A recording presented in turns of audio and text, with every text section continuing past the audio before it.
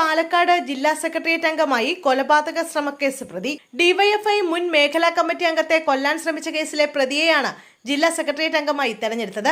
DYFI ജില്ലാ സമ്മേളനത്തിൽ Shoranur block secretary ആയിരുന്ന സി രാകേഷിനെയാണ് ജില്ലാ സെക്രട്ടേറിയറ്റ് അംഗമാക്കിയത്. 2025 ഒക്ടോബർ 8 പാലക്കാട് വാണിയംകുളത്ത് ഡിവൈഎഫ്ഐ മുൻ മേഖലാ കമ്മിറ്റി അംഗം വിനേഷിനെ ആക്രമിച്ച് കൊലപ്പെടുത്താൻ ശ്രമിച്ച കേസിലെ പ്രതിയാണ് രാകേഷ്. രാകേഷിനെ ഫേസ്ബുക്കിൽ വിമർശിച്ച് കമന്റിട്ടതിനായിരുന്നു വിനീഷിനെ ആക്രമിച്ച് കൊലപ്പെടുത്താൻ ശ്രമിച്ചത്.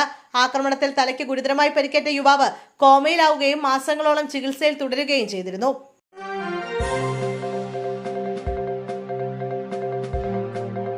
എ റഹീം എംപിക്കെതിരെ വ്യാജ പ്രചരണം. കോൺഗ്രസ് പ്രവർത്തകനെതിരെ കേസെടുത്തു. ഫേസ്ബുക്കിൽ എ റഹീം എംപിക്കെതിരെ വ്യാജ പ്രചരണം നടത്തിയെന്ന പരാതിയിൽ കോഴിക്കോട് പേരാമ്പ്രയിൽ കോൺഗ്രസ് പ്രവർത്തകനെതിരെ കേസെടുത്തു. പേരാമ്പ്ര സ്വദേശി ആദംകുട്ടിക്കെതിരെയാണ് പോലീസ് കേസെടുത്തത്. KSRTC ബസ്സുകളിലെ സ്ത്രീകളുടെ സൗജന്യ യാത്ര ഡിവൈഎഫ്ഐ തടയുമെന്ന തരത്തിൽ എ റഹീമിന്റെ ചിത്രം ഉൾപ്പെടുത്തി പ്രചാരണം നടത്തിയെന്നായിരുന്നു പരാതി. കലാപാഹ്വാനം ഉൾപ്പെടെയുള്ള വകുപ്പുകൾ ചുമത്തിയാണ് കേസ് രജിസ്റ്റർ ചെയ്തിരിക്കുന്നത്.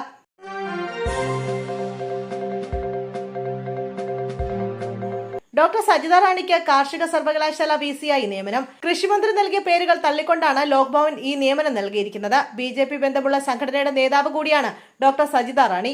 MG സർവകലാശാലയ്ക്ക് പിന്നാലെയാണ് കാർഷിക സർവകലാശാലയിലും BJP ബന്ധമുള്ള VC നിയമനം നേടുന്നത്.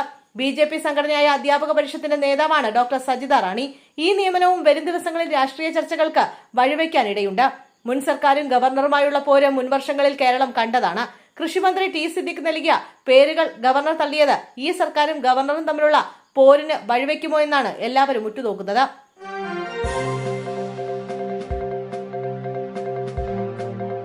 ആറ്റുകാലിലെ യുവതിയുടെ ആത്മഹത്യ. ഭർത്താവ് അതുൽ പോലീസ് കസ്റ്റഡിയിൽ. അതുലിനെ ഫോർട്ട് പോലീസ് ചോദ്യം ചെയ്തു. അറസ്റ്റിന് സാധ്യതയുണ്ട്. ആത്മഹത്യാ പ്രേരണാകുറ്റം ചുമത്തിയേക്കും. 27-കാരി ജീവനൊടുക്കിയത് ഭർത്താവിന്റെ പീഡനം കാരണമെന്ന് കുടുംബം വ്യക്തമാക്കിയിരുന്നു. ഭർത്താവ് അതുൽ മർദ്ദിച്ചത് അമ്മയെ വിളിച്ചു പറഞ്ഞതിന് ശേഷമായിരുന്നു ആരതി ആത്മഹത്യ ചെയ്തത്. അതുൽ മർദ്ദിച്ചതിന്റെ ചിത്രങ്ങളും പുറത്തു വന്നിരുന്നു. വർക്കല സ്വദേശി ആരതിയും കല്ലറ സ്വദേശി അതുലും വിവാഹം കഴിച്ചത് 1.5 വർഷം മുമ്പാണ്. 6 മാസം മുമ്പാണ് ആറ്റുകാലിലെ വാടക വീട്ടിലേക്ക് മാറിയത്.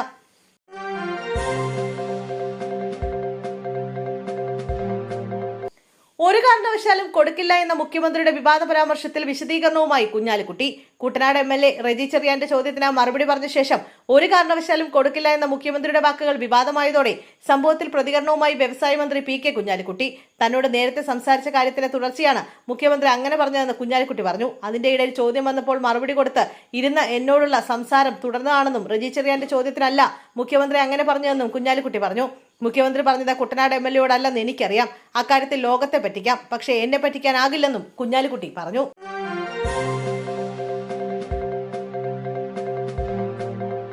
ഏഴര പൊന്നാന പരിശോധിക്കാൻ ഹൈക്കോടതി നിർദ്ദേശം. നടപടി ഭക്തൻ നൽകിയ പരാതിയിൽ. ഏറ്റുമാനൂർ മഹാദേവ ക്ഷേത്രത്തിലെ ഏഴര പൊന്നാന പരിശോധിക്കാനും റിപ്പോർട്ട് നൽകാനും Thiruvithamkoor Devaswom board chief vigilance and security ഓഫീസർക്ക് ഹൈക്കോടതി നിർദ്ദേശം നൽകി. ഏഴര പൊന്നാനയും ക്ഷേത്രത്തിലെ രജിസ്റ്ററുകളും നേരിട്ട് പരിശോധിക്കാനാണ് justice B Rajavijayaraghavan, KV Jayakumar എന്നിവരുൾപ്പെട്ട ഡിവിഷൻ ബെഞ്ച് നിർദ്ദേശം നൽകിയിരിക്കുന്നത്. ഏഴര പൊന്നാനയിൽ പൊതിഞ്ഞിരുന്ന സ്വർണ്ണപ്പാളികളുടെ അറ്റകുറ്റപ്പണികളും നവീകരണ ജോലികളും നടത്തിയതിനിടെ യഥാർത്ഥ സ്വർണ്ണപ്പാളികൾ മാറ്റി കുറഞ്ഞ മൂല്യമുള്ള ലോഹങ്ങൾ സ്ഥാപിച്ചതാണ് പരാതി. AG പ്രസാദ് കുമാർ നൽകിയ പരാതിയുടെ അടിസ്ഥാനത്തിലാണ് ഹൈക്കോടതി നടപടികൾ ആരംഭിച്ചത്.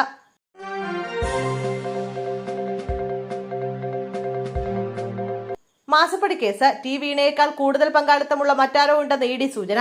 CMRL-ലുമായുള്ള വിവാദ സാമ്പത്തിക ഇടപാടിൽ T വീണയേക്കാൾ കൂടുതൽ കുറ്റകൃത്യത്തിൽ പങ്കാളിത്തമുള്ള മറ്റൊരാൾ എക്സാലോജി കമ്പനിയുമായി ബന്ധപ്പെട്ട് പ്രവർത്തിച്ചിരുന്നതായി എൻഫോഴ്സ്മെന്റ് ഡയറക്ടറേറ്റിന് നിർണായക സൂചന ലഭിച്ചു. ചോദ്യം ചെയ്യലിൽ EDയുടെ പല ചോദ്യങ്ങൾക്കും കൃത്യമായ മറുപടി നൽകാൻ വീണയ്ക്ക് കഴിഞ്ഞിട്ടില്ലെന്ന് ഉദ്യോഗസ്ഥർ വ്യക്തമാക്കുന്നു.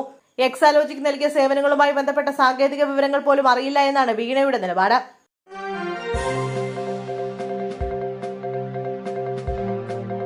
ശബരിമല സ്വർണ്ണക്കൊള്ളക്കേസ്. മുഖ്യപ്രതി ഉണ്ണികൃഷ്ണൻ പോറ്റിയെ വീണ്ടും ചോദ്യം ചെയ്ത SIT. ശബരിമല സ്വർണ്ണക്കൊള്ളക്കേസിലെ മുഖ്യപ്രതിയായ ഉണ്ണികൃഷ്ണൻ പോറ്റിയെ ADGP വെങ്കടേഷിന്റെ നേതൃത്വത്തിലുള്ള പ്രത്യേക അന്വേഷണ സംഘം പോലീസ് ആസ്ഥാനത്ത് ചോദ്യം ചെയ്തു. തിങ്കളാഴ്ച അന്വേഷണ റിപ്പോർട്ട് സമർപ്പിക്കാനിരിക്കെ നടത്തിയ ഈ ചോദ്യം ചെയ്യൽ 8 മണിക്കൂറോളം നീണ്ടുനിന്നു. 2019-ലെ സ്വർണ്ണക്കൊള്ള മറയ്ക്കാൻ 2025-ൽ ദ്വാരപാലക പാളികൾ ചട്ടങ്ങൾ മറികടന്ന് ഉണ്ണികൃഷ്ണൻ പോറ്റിക്ക് കൈമാറിയതിൽ ഗൂഢാലോചനയുണ്ടെന്നാണ് SITയുടെ കണ്ടെത്തൽ.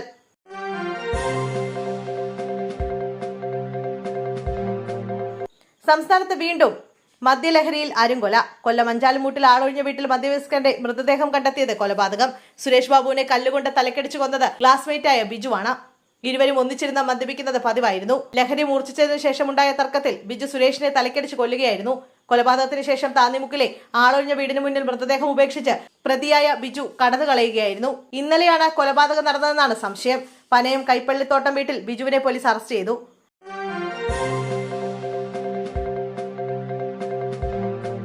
വെള്ളാപ്പള്ളിക്കെതിരായ നിയമ നടപടികൾ ഊർജിതമാക്കണം. ആഭ്യന്തരമന്ത്രിക്ക് നിവേദനം നൽകി youth league. SNDP general secretary Vellappally നടേശനെതിരായ നിയമ നടപടികൾ ഊർജിതമാക്കണമെന്ന ആവശ്യവുമായി യൂത്ത് ലീഗ്.